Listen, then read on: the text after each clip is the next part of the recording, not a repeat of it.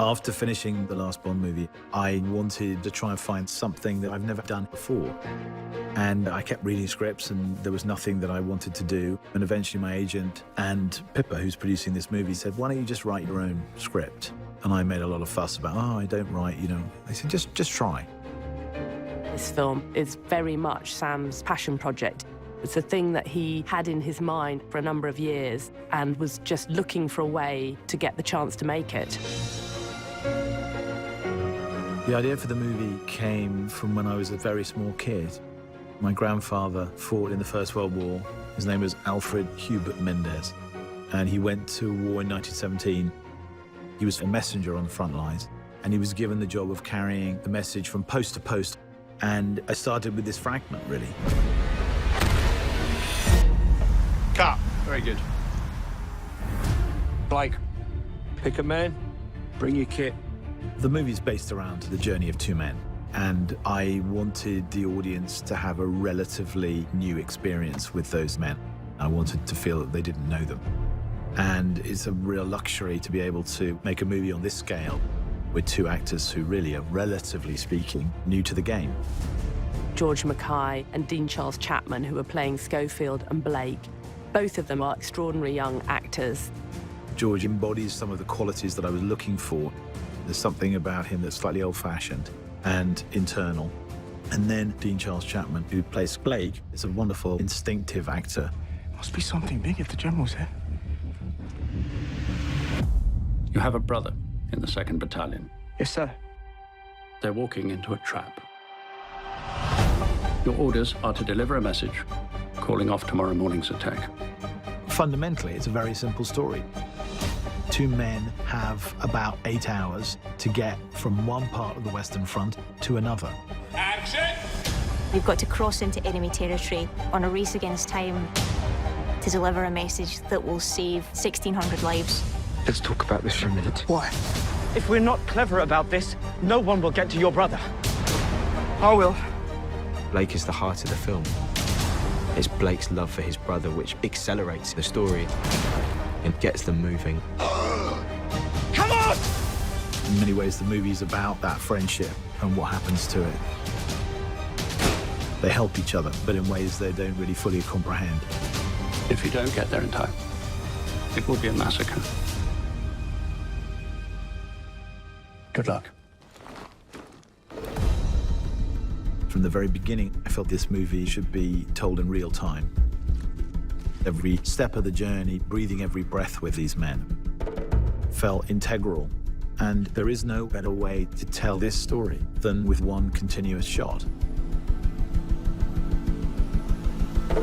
From the first moment I talked to Sam about the idea of it as a one-shot movie, I knew it was going to be really immersive. Stay low. It's meant to make you feel that you are in the trenches with those two young men. And the camera never, ever comes away from the two characters. Sometimes you have a camera being carried by an operator, hooked onto a wire, and the wire carries it across more land, and it's unhooked again. That operator runs with it, then steps onto a small Jeep, which carries him another 400 yards, and he steps off it again and goes around a corner. There's always that sort of get-out-of-jail card that you have with a movie. Well, you know, we might be able to cut around this, or we might take that scene out. That's not possible on this film. The dance of the camera and the mechanics all have to be in sync with what the actor's doing.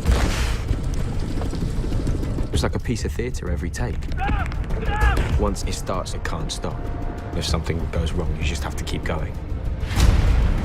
And there were so many scenes that I just completely got lost in.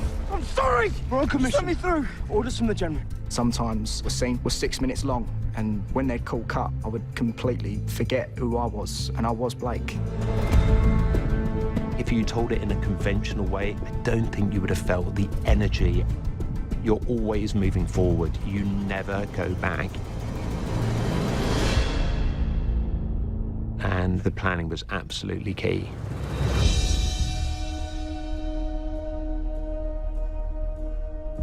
The challenges of prepping this movie are the challenges of prepping a normal movie times about 5. We had to measure every step of the journey. In the early days of rehearsing, me and George, Sam and Roger turned up to this open field that was pretty much nothing there other than grass.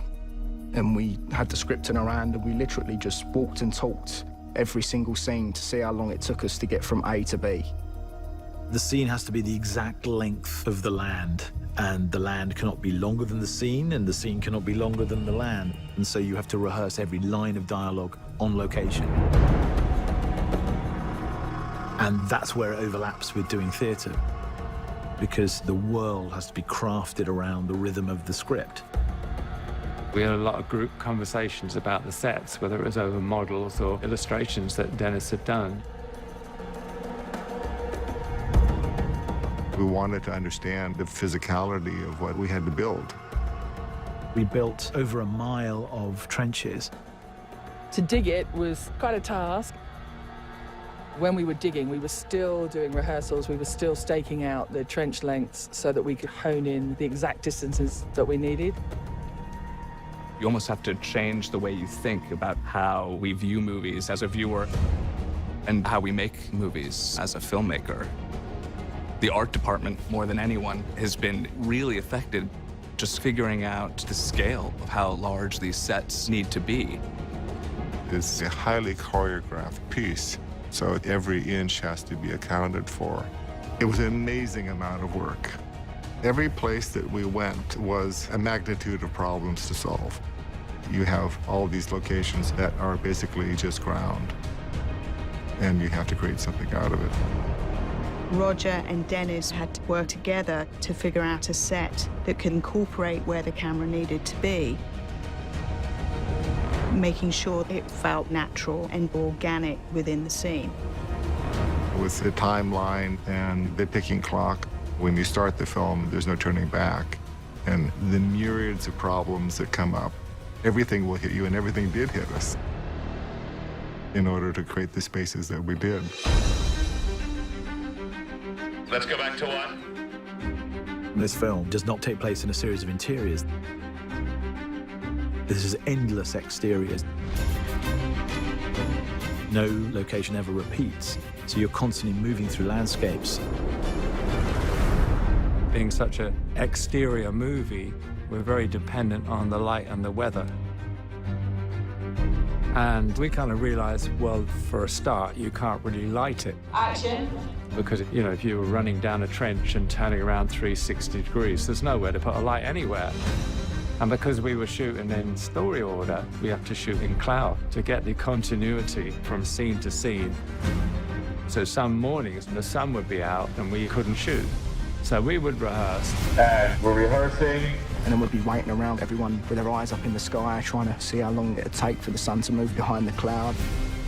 And as soon as it comes over, you've got this 5-minute window. Everyone would be like, come on, go, go, go. Go, go, go! So you are also in the lap of the gods. One of the key elements in realizing this film has been Roger Deakins' input. From the very early days, Roger was right by Sam's side, working out exactly what it was that Sam was looking for. Anytime I shoot a film, I want to put the audience in this world. Whether it's a fantasy world or a real world like 1917. There's a scene where they had all these flares going up over the top of the town, and those flares were lighting the whole scene. So we needed to figure out how much time the flares needed to be in the air to get the look we were after. They had this model where they were testing which way the shadows moved. What was key was the way the light fell through the windows to create the shadow and the layers of light. It almost feels like the ground beneath his feet is moving because the light is moving. There's something nightmarish about it and strange. What Roger Deakins has done with this film is amazing. Some of the camera work just blew my mind. Roger is always so inventive. It was like no other form of filmmaking that I've ever experienced before. You have to construct a journey for the camera that's every bit as interesting as the journey of the actor. What I wanted was one ribbon, like a snake, moving forward, in which the information that you needed happened to fall in front of where the camera was pointing. The fact that we're moving always forward, it does have a compound effect, a gradual growing menace. And that constant sense of threat of what isn't seen, of what might be around the corner, is baked into the DNA of this movie. There's only one way this war ends. Last man standing. It's really important that we don't forget the people who fought in the First World War. There's a duty to remember them and remember what they did. The things that these soldiers go through are horrendous. It's intimate in a way that I don't think any other war movie I've seen is. Until you actually see it on a screen, you don't really realize how immersive it is and how that technique kind of draws you into it. For me, engagement is very important, and that is behind the way in which we've decided to shoot this film. At the end of the day, you just hope you made something special that people feel personally about. When you achieve that, it's really beautiful and exhilarating.